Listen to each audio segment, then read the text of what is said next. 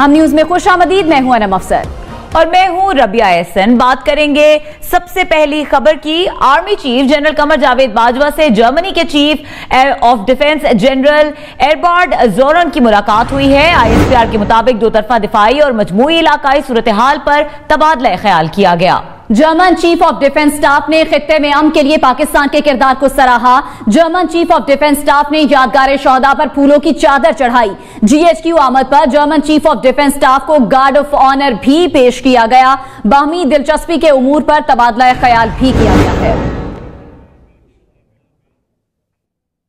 कौमी असम्बली के इजलास में भारतीय जारियत के खिलाफ तमाम सियासी जमातें एक हो गईं। पीपल्स पार्टी के चेयरमैन बिलावल भुट्टो जरदारी कहते हैं पाकिस्तान ने भारत के खिलाफ कशीदगी कम करने के लिए संजीदा इकदाम किए। पाक फिजाइया ने साबित किया कि वो दुनिया की बेहतरीन फोर्स है। पायलट हसन सिद्दीकी पर पूरी कौम को फख्र है। पुलवामा वाकया मकामी नौजवानों का जुल्म के खिलाफ रद्द अमल था। कहा कि गुजरात का कसाब अब कश्मीरियों का कत्लेआम कर रहा है। मसला कश्मीर को अक़वाम मुत्तहिदा की करारदादों के मुताबिक हल होना चाहिए। LOC पर शहादत पाने वाले जवानों को सलाम पेश करता हूं। Mr. Speaker, it is my opinion that the Prime Minister has taken a risk in returning the Indian pilot so soon. But the Pulwama attack wasn't the same as Mumbai or any other attack. This was not an attack by non-state actors coming from another country. I would like to pay tribute to the Pakistani Air Force, which has once again proven that they are indeed the best Air Force in the world. I would like to make special mention of PAF pilot Hassan Siddiqui, who shot down the Indian aircraft that had violated our sovereign territory. How the butcher of Gujarat, upon being elected to India's highest office, has now become the butcher of Kashmir. Modi's tyrannical government has broken all records of inhumanity. While young Kashmiris were blinded by pellet guns, politicized war between two nuclear-armed nations just so he can perform in his electoral. कौमी assembly में इजहार ख्याल करते हुए वजीर खारजा शाह महमूद कुरैशी ने कहा है कि मुत्तहिद पाकिस्तान ही मगरबी मुल्कों को पैगाम दे सकता है। पाकिस्तान ने भारतीय जारियत का इंतहाई मुअस्सर जवाब दिया है। भारतीय फिजाइया के 2 तैयारे मार गिराने वाले पाकिस्तानी फिजाइया के पायलट कौमी हीरोज हैं। उन्होंने कहा कि हुकूमत ने मसला कश्मीर को दुनिया के सामने उजागर किया। OIC में शिरकत न करने का फैसला अपोजिशन की तजवीज पर किया गया था। दुनिया तस्लीम कर रही है कि पाकिस्तान ने जिम्मेदारी का मुजाहिरा किया। हुकूमत नेशनल एक्शन प्लान पर मुकम्मल अमल दरामद करेगी। It was discussed and we did it in Pakistan's interest. We thought by doing that we will be signaling a message of de-escalation, and that message went loud and clear. It went loud and clear and it was appreciated. It was appreciated all over the world. Everybody acknowledged that Pakistan acted responsibly and Pakistan responded immediately. When the joint session of Parliament has spoken and has commanded the Foreign Minister of Pakistan jointly to boycott the Foreign Minister's session, a very strongly worded resolution on Kashmir was passed. Bharat or India been accused of state terrorism. For the first time they were put in the dock and accused of state terrorism. Muslim League Noon के रहनुमा एहसन इकबाल कहते हैं हुकूमत की पॉलिसियों पर शदीद तहफ़्फ़ुज़ात हैं।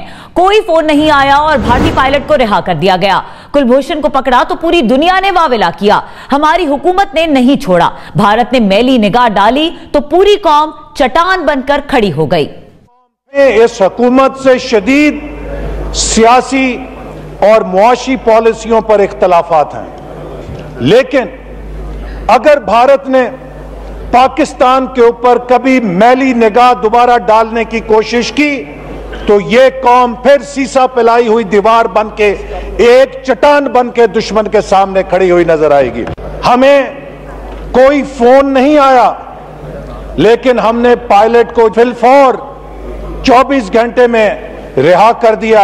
हमने भारत का जासूस कुलभूषण पकड़ा। भारत ने पूरी दुनिया को आसमान पे उठा लिया, वावेला किया, लेकिन उस वक्त की हुकूमत ने उस कुलभूषण को छोड़ने की पेशकश नहीं की। वजीर आजम की जेर सदारत अहम बैठक हुई। पाक भारत कशीदगी के दौरान पाकिस्तान का मौकफ दुनिया भर के सामने बेहतरीन अंदाज में पेश करने पर वजीर खारजा को शाबाशी दी गई। शाह महमूद कुरैशी ने आलमी बरादरी से रवाबित पर ब्रीफिंग भी दी है।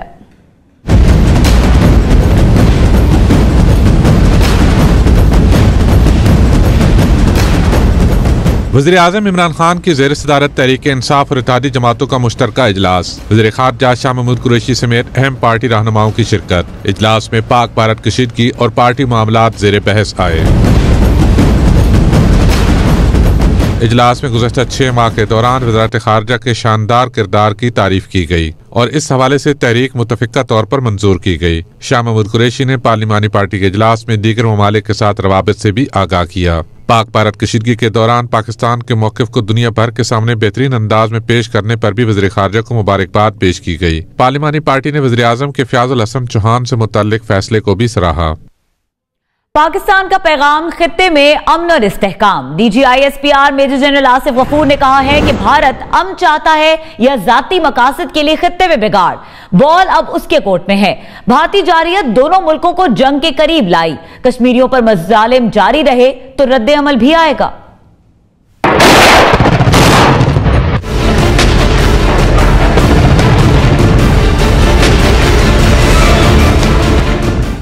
DGISPR major general Asif Ghafoor का CNN को इंटरव्यू। कहा, भारतीय पायलट को रिहा करके अमन का पैगाम दिया। भारत ने दोबारा हालात खराब किए तो खित्ते के अमन के लिए अच्छा नहीं होगा।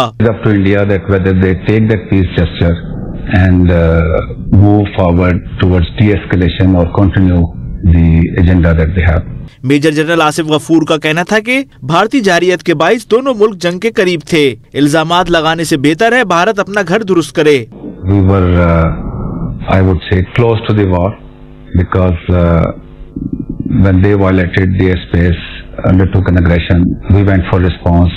DGISPR ने कहा कि कश्मीरियों पर भारतीय मजालिम जारी रहे तो रद्द अमल भी आएगा। ये वो नहीं कह रहे, UNHC की रिपोर्ट में है। We feel that now the ball is in the Indian court.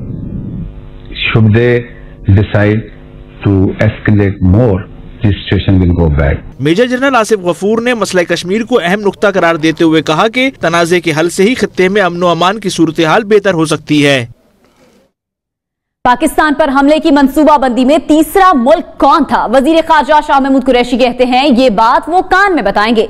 Pak Bharat कशीदगी में कमी दिखाई दे रही है। अमेरिका ने प्राइवेट डिप्लोमेसी के जरिए किरदार अदा किया है।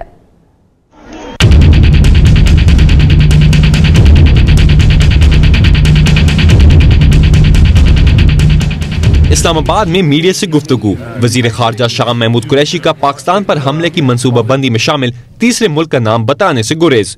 उन्होंने पाक भारत कशीदगी के खात्मे के लिए आलमी बरादरी की कोशिशों को सराहा। प्राइवेट डिप्लोमेसी को बरूए कार लाते हुए अमेरिका ने बड़ा मुस्बत किरदार अदा किया है और दीगर ममालिक ने। उसमें मैं जिक्र करना चाहूँगा चीन का, मैं जिक्र करना चाहूँगा रूस का, मैं जिक्र करना चाहूँगा सऊदी अरब का, बहुत से दोस्तों का कि जिन्होंने सफारतकारी के जरिए कोशिश की कि मामलात बेहतरी की तरफ जाएं।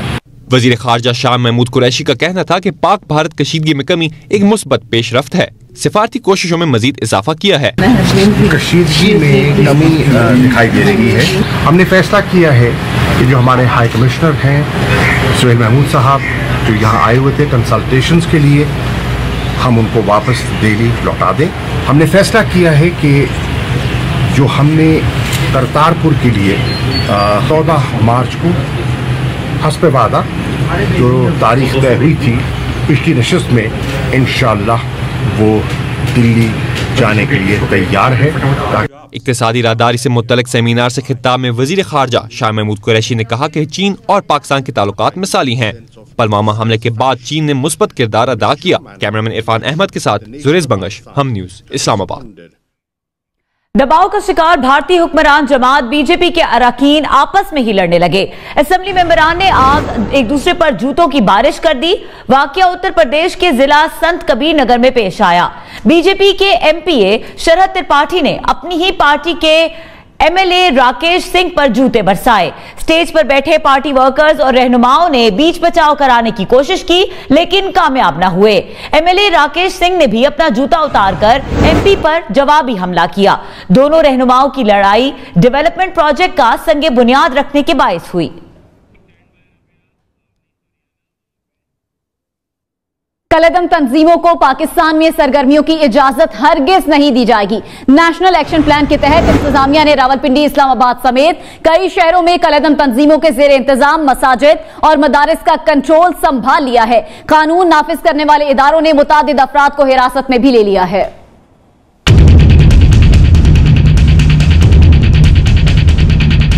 पाकिस्तान ने सिर्फ दावे नहीं किए, हमेशा अमली इकदामात से अमन पसंद मुल्क होने का सबूत दिया है। मुल्क में कलदम तंजीमों और उनके रहनुमाओं के खिलाफ मौसर कार्रवाइयां जारी हैं। इस्लामाबाद में इंतजामिया ने मस्जिद कुबा, मदरसा खालिद बिन वलीद, मदरसा जियाउल कुरान समेत कई मदारिस का कंट्रोल संभाल लिया है। महकमा औकाफ ने इन मसाजिद के नए इमाम और खतीब मुकर्रर कर दिए हैं। रावलपिंडी में भी कलदम तंजीम जैश मोहम्मद के अस्पताल, मदरसे और 2 डिस्पेंसरीज को सील कर दिया गया है। अडयाला रोड और चाकरा में 2 फलाही डिस्पेंसरियां सील की गई हैं।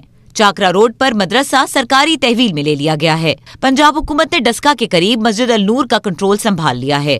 मस्जिद के साथ मदरसे को भी सील कर दिया गया है। मुरीद के समेत जिला शेखुपुरा में जमात उद दावा और फलाह इंसानियत फाउंडेशन की 28 अमलाक सरकारी तहवील में ले ली गई हैं, जिनमें 8 मदारिस, डिस्पेंसरीज, एम्बुलेंस और नर्सिंग कॉलेज शामिल है। झंग में पुलिस ने मुख्तलिफ कलदम तंजीम के 5 कारकुनों को 1 माह के लिए डिस्ट्रिक्ट जेल में नजरबंद कर दिया है। सिंध में कलदम जमात उद दावा और फलाह इंसानियत के मदारिस और इदारे रवा हफ्ते हुकूमती कंट्रोल में आ जाएंगे। मुशीर इत्तलात मुर्तजा वहाब का कहना है कि जिलाई सतह पर कायम कमेटियां इन इदारों को चलाएंगी। इकदाम में रुकावट बनने वालों को गिरफ्तार कर लिया जाएगा। Bureau chief Karachi Syed Arefin report कर रहे हैं।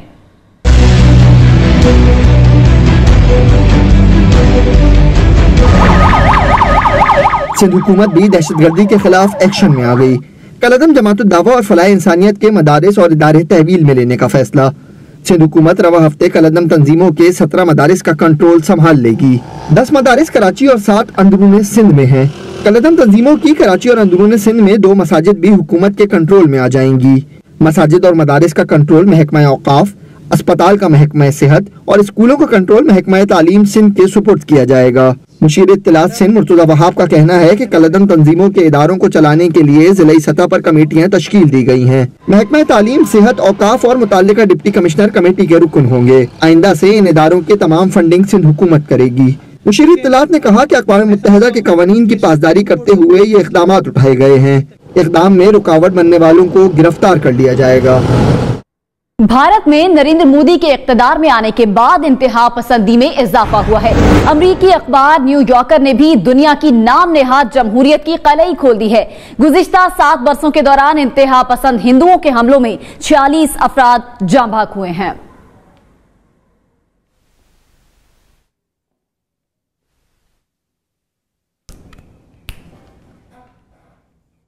यहाँ वक्त हुआ है ब्रेक का, लेकिन उससे पहले news updates.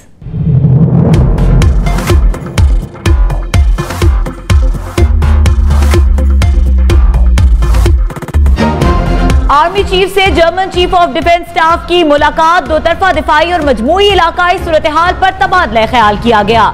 German chief of defence staff ने खित्ते में अमन के लिए पाकिस्तान के किरदार को सराहा। यादगार शोहदा पर फूलों की चादर भी चढ़ाई। सान्हे मॉडल टाउन की दूसरी JIT की तहकीकात मुकम्मल कर ली गई। तहकीकाती कमेटी 15 मार्च को रिपोर्ट पंजाब हुकूमत को देगी।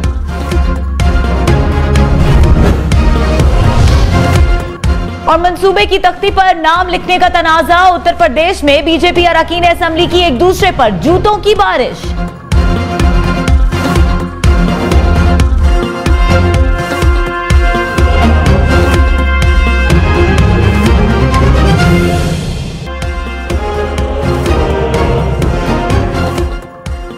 ब्रेक के बाद खुशामदीद। कौमी असम्बली के इजलास के दौरान मिनी बजट की शिकवार मंजूरी के दौरान ऑपोजिशन का एहतजाज। ऑपोजिशन अरकान ने स्पीकर डाइस का घेराव कर लिया। मिनी बजट की शिकवार मंजूरी के दौरान मौलाना असद महमूद ने नमाज मगरिब की इमामत कराना शुरू कर दी। मिनी बजट की शिकवार मंजूरी के दौरान ऑपोजिशन अरकान ने स्पीकर डाइस का घेराव कर लिया और एहतजाज किया गया। मौलाना असद महमूद ने नमाज मगरिब की इमामत कराना शुरू कर दी। कौमी असम्बली के इजलास के दौरान मिनी बजट की शिकवार मंजूरी की जानी थी, जिसपे ऑपोजिशन अरकान का एहतजाज शुरू हो गया और मिनी बजट की शिकवार मंजूरी के दौरान ऑपोजिशन ने यह एहतजाज शुरू कर दिया। फैजान खान हमारे साथ मौजूद हैं, उनसे जानेंगे। फैजान, नमाज में और कौन कौन शरीक है? देखिए, बिल्कुल आज जो है वो जैसे ही मिनी बजट जो है वो पेश किया गया था मंजूरी के लिए और उसकी शिकवार मंजूरी जारी थी, तो अपोजिशन ने जो है वो एहतजाज शुरू कर दिया। पहले तो स्पीकर डाइस का घेराव किया, उन्होंने बजट की जो कॉपीज हैं वो भी, एजेंडे की कॉपीज जो हैं वो भी फाड़ी और उसको हवा में भी उछाला। उसके बाद जो है वहां पे ही मगरिब की अजान हुई और अजान के साथ ही जो है वो मौलाना फजल रहमान के जो बेटे हैं मौलाना असद महमूद, उनकी इमामत में जो है वो नमाज शुरू कर दी, जिसमें एहसन इकबाल और ख्वाजा आसिफ भी जो है वो शामिल थे और उन्होंने बाकायदा तौर पे जो है वो बाजमात नमाज अदा की है। ईवान में पहली बार ऐसा देखने को मिला है कि बाजमात नमाज जो है वो अदा कराई गई है बतौर एहतजाज ईवान के अंदर। शुक्रिया फैजान खान। पाकिस्तान पर इल्जाम लगाने वाले खुद इल्जामात की जद में आए तो बौखलाहट का शिकार हो गए। बीजेपी के रहनुमा वीके सिंह कहते हैं हलाकतों की तादाद पूछने वालों को अगली बार जहाज से बांधकर वहीं फेंकाएंगे ताकि वो अच्छी तरह गिन सकें। भारत के पास दावे हैं लेकिन सबूत कोई नहीं। पाकिस्तान में एयर स्ट्राइक हुई, इसमें कितनी हलाकतें हुई? साबिक भारतीय जनरल और बीजेपी के यूनियन मिनिस्टर वीके सिंह ने अनोखा जवाब दिया। कहा कि जब अगली बार भारत ऐसी कोई स्ट्राइक करे तो सवाल करने वालों को जहाज के नीचे बांध कर ले जाएंगे और वहीं फेंकाएंगे ताकि वो अच्छे से गिन सकें। उन्होंने हलाकतों के बारे में पूछने को ही बचकाना हरकत करार दे दिया। कांग्रेस रहनुमा दिग्विजय सिंह ने पुलवामा हमले पर बात की तो मोदी सरकार की फौज उन पर चढ़ दौड़ी और पाकिस्तान जाने का हुक्म सादर कर दिया। उन्होंने कहा कि हिम्मत है तो मोदी सरकार के चमचे उनके खिलाफ पुलिस में जाएं, मीडिया पर बयानबाजी ना करें। दिग्विजय सिंह के मुताबिक पुलवामा हमला इंटेलिजेंस की नाकामी है। ना नरेंद्र मोदी ने हमले की तहकीकात कराई, ना ही किसी इदारे से पूछा कि इतना बड़ा हादसा कैसे हुआ। पाकिस्तान में कामयाब भारतीय स्ट्राइक के झूठे दावे दुनिया भर के सामने बेनकाब हो चुके हैं। द गार्डियन की रिपोर्ट के मुताबिक बालाकोट में ऐसे कोई शवाहिद नहीं मिले जिससे भारत के दावों पर यकीन किया जा सके।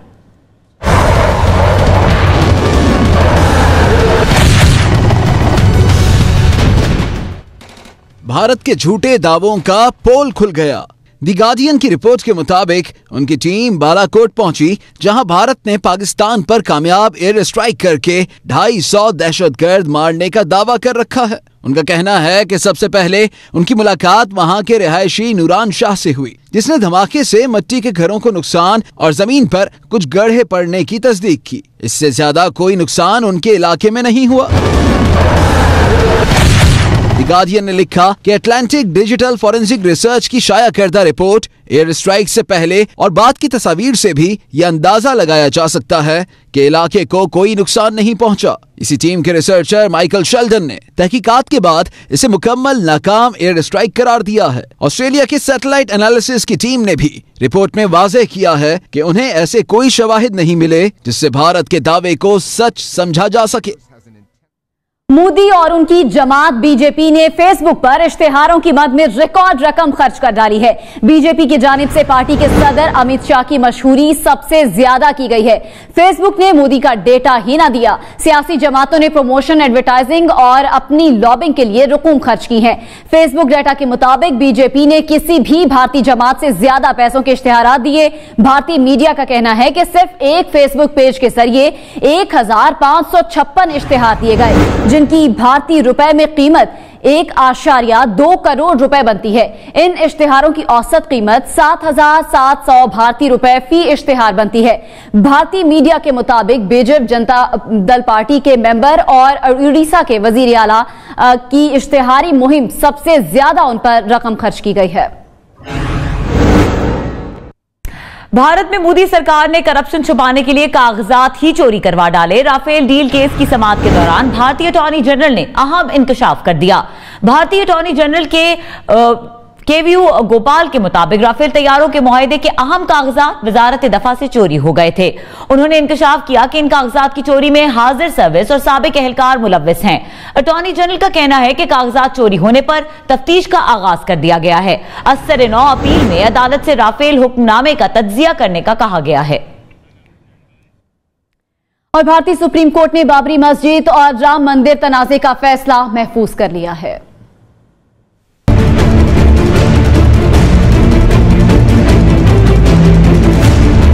बाबरी मस्जिद केस में सालिसी होगी या नहीं, अयोध्या तनाजे का हल बातचीत से निकाला जाए या नहीं, भारतीय सुप्रीम कोर्ट ने फैसला महफूज कर लिया। भारतीय सुप्रीम कोर्ट के 5 रुकनी बेंच का कहना था कि माजी में मुगल बादशाह बाबर ने क्या किया उससे कोई गर्ज नहीं, जो आज हो रहा है उसे देखना है। चीफ जस्टिस रंजन गोगोई ने समाअत के दौरान कहा कि वो जल्द ही इस पर अपना फैसला सुनाएंगे। मुसलमानों के वकील राजीव धवन के मुताबिक मुस्लिम फरीक समझौते पर बातचीत के लिए रजामंद हैं। भारतीय सुप्रीम कोर्ट का कहना है कि दोनों पार्टियां मसालेहतकारों के नाम भारतीय सुप्रीम कोर्ट में दे सकती हैं। नवाज शरीफ अस्पताल मुंतकिल न होने की जिद पर डट गए। कहते हैं तकलीफ का किसी को बताऊंगा, ना ही कोई शिकायत करूंगा। सूबाई वजीर कहती हैं कि हर मुमकिन तिब्बी सहूलियात की फराहमी के लिए तैयार हैं। मरीज ही ना माने तो हुकूमत क्या कर सकती है। लाहौर से रिपोर्ट कर रहे हैं शफीक शरीफ।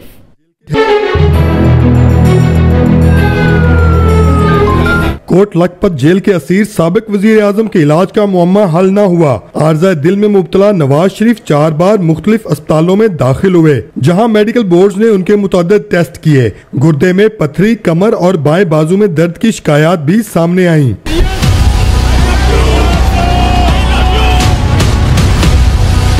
जिन्ना अस्पताल के डॉक्टर्स ने एंजियोग्राफी का मशवरा दिया, मगर इनकार पर नवाज शरीफ दोबारा जेल के मकीन ठहरे। मंगल के रोज मरियम नवाज ने सोशल मीडिया के जरिए एक बार फिर वालिद के इलाज से मुतल्लिक शिकायत की, तो हुकूमत ने लीगी कायद को PIC मुंतकिल करने की तैयारी की, मगर वो न माने। PIC के लिए मैंने कह दिया था। होम के हमारे सेक्रेटरी साहब जो थे इसके अंदर क्लोजली इन्वॉल्व थे, हमारे अपने सेक्रेटरी भी इन्वॉल्व थे, लेकिन उन्होंने इनकार कर दिया। उनको शायद हमारे अस्पताल पसंद नहीं। अब क्या किया जाए इसके बाद। अपोजिशन लीडर कौमी असम्बली शहबाज शरीफ और दीगर लीगी रहनुमाओं ने भी नवाज शरीफ की सेहत पर तशवीश का इजहार किया है। कहते हैं साबिक वजीर आजम को कुछ हुआ तो जिम्मेदार हुक्मरान होंगे। कैमरामैन उस्मान यासीन के साथ शफीक शरीफ, हम न्यूज लाहौर। और अब यह खबर कि पैरागॉन हाउसिंग सोसाइटी स्कैंडल में गिरफ्तार ख्वाजा बरादरान की दरखास्त जमानत पर समाअत 14 मार्च तक मुलतवी कर दी गई है। एहतसाब अदालत लाहौर में ख्वाजा साद रफीक और ख्वाजा सलमान रफीक की दरखास्त जमानत पर समाअत हुई। दरखास्त गुजारों ने के वकला ने इस्तदा की कि नैब करप्शन के इल्जामात साबित करने में नाकाम रहा है। मुल्जिमान ने तमाम रिकॉर्ड फराहम करके तफ्तीश में मुकम्मल ताउन किया है। इस्तदा है कि दरखास्त जमानत मंजूर की जाए। अदालत में नैब प्रोसिक्यूटर ने जवाब दाखिल कराने के लिए मोहलत की इस्तदा की, जिसे मंजूर करते हुए अदालत ने केस की समाअत 14 मार्च तक मुलतवी कर दी है। और यहां वक्त हुआ है एक ब्रेक का, हमारे साथ रहिए।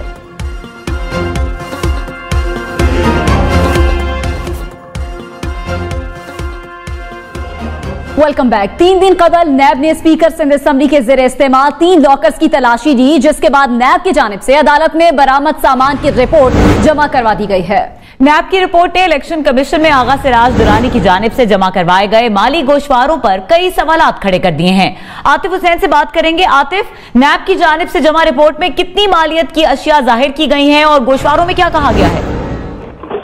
3 ज़ेर इस्तेमाल जो लॉकर से मजमूई तौर पर गैर मुल्की करेंसी बरामद हुई है, उसकी मालियत 91,50,700 है, जबकि जो बैंक में इंतखाबी गोशवारा जो जाहिर किया गया है उसमें ये बताया गया है कि 3,17,55,919 रुपए जो है वो उनके पास हैं। इसके अलावा जो लॉकर से, इन तमाम लॉकर से जो सोना बरामद हुआ है उसकी जो कीमत है वो तकरीबन 4,21,00,000 रुपए मालियत बनती है। इसकी तफसीलात में अगर हम जाएं तो तकरीबन 43 तलाई हार हैं, 15 सोने के बटन और कफलिंग्स हैं, 17 सोने के बिस्किट बरामद हुए हैं, 29 सोने की अंगूठियां हैं, 88 तलाई चूड़ियां हैं, 75 के करीब सोने के झुमके और टॉप्स बरामद हुए। लेकिन जो इंतखाबी गोशवारा है उसके अंदर आगा सिराज दुरानी ने साफ साफ लिखा है कि सिर्फ 7.5 लाख रुपए के जेवरात उनकी मलकियत हैं।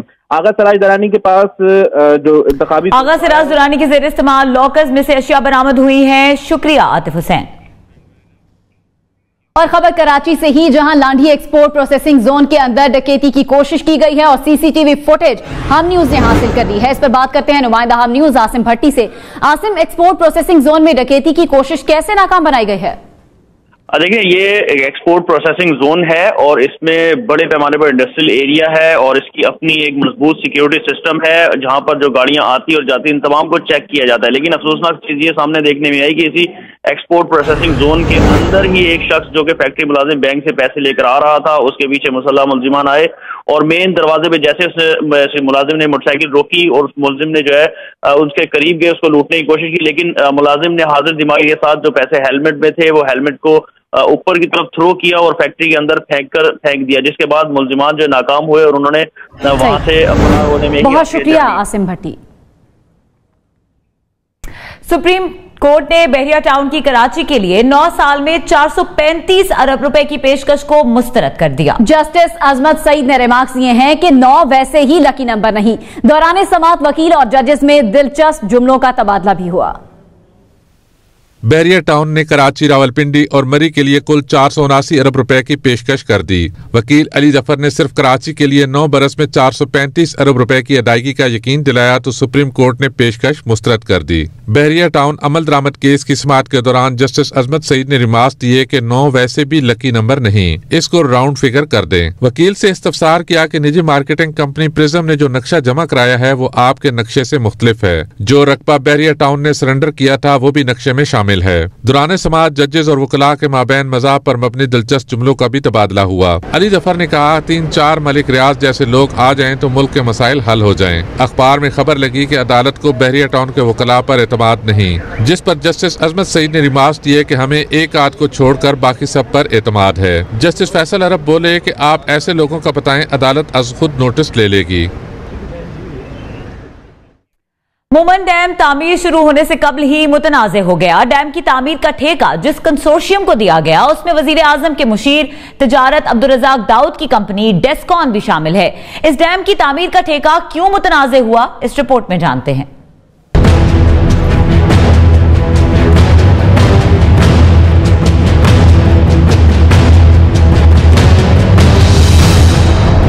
मेहमद डैम दरियाए सवात पर मेहमद एजेंसी में तामीर किया जाना है। 309 अरब रुपए का ये मंसूबा 5 साल 8 महीने में मुकम्मल होगा। 12 लाख एकड़ फुट पानी जखीरा करने के साथ इस डैम से 800 मेगावाट बिजली भी हासिल होगी। डैम की तामीर के ठेके के लिए इश्तहार नवंबर 2017 में दिया गया। जून 2018 तक दरखास्तें वसूल की गई। जुलाई 2018 में ये ठेका पाकिस्तानी कंपनी डेस्कॉन और चीन की कंपनी चाइना गैजोबा के कंसोर्शियम को दे दिया गया। ठेके में डेस्कॉन का हिस्सा 30% और चाइना गैजोबा का हिस्सा 70% है।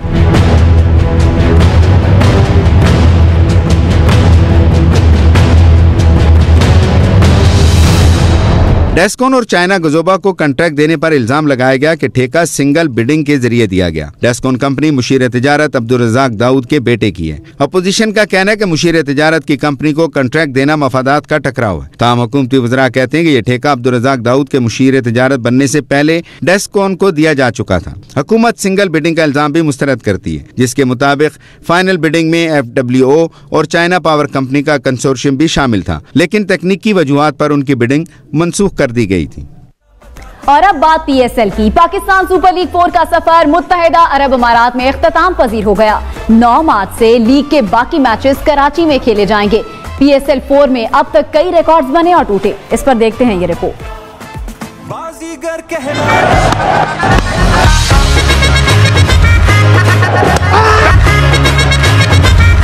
PSL 4 में गैर मुल्की प्लेयर्स छाए रहे। वॉटसन, रॉन्की और लिविंगस्टन ने खूब छक्के चौके लगाए। टूर्नामेंट में अब तक सबसे ज्यादा रन स्कोर करने वालों में गैर मुल्की प्लेयर्स सरे फहरिस्त हैं। कोयटा के शेन वॉटसन ने 9 मैचों में सबसे ज्यादा 332 रन बनाए।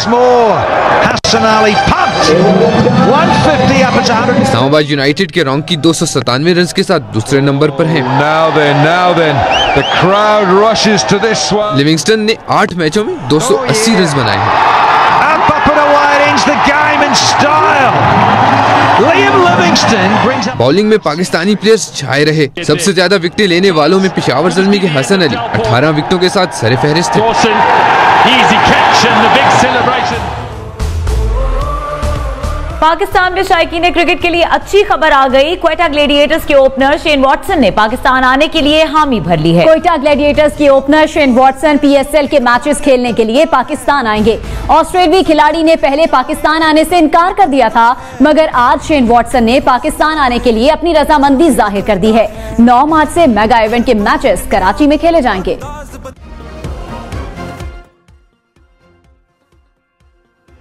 एक ब्रेक के बाद हाजिर होंगे हेडलाइंस के साथ। मजीद खबरों और अपडेट्स के लिए देखते रहिए हम न्यूज।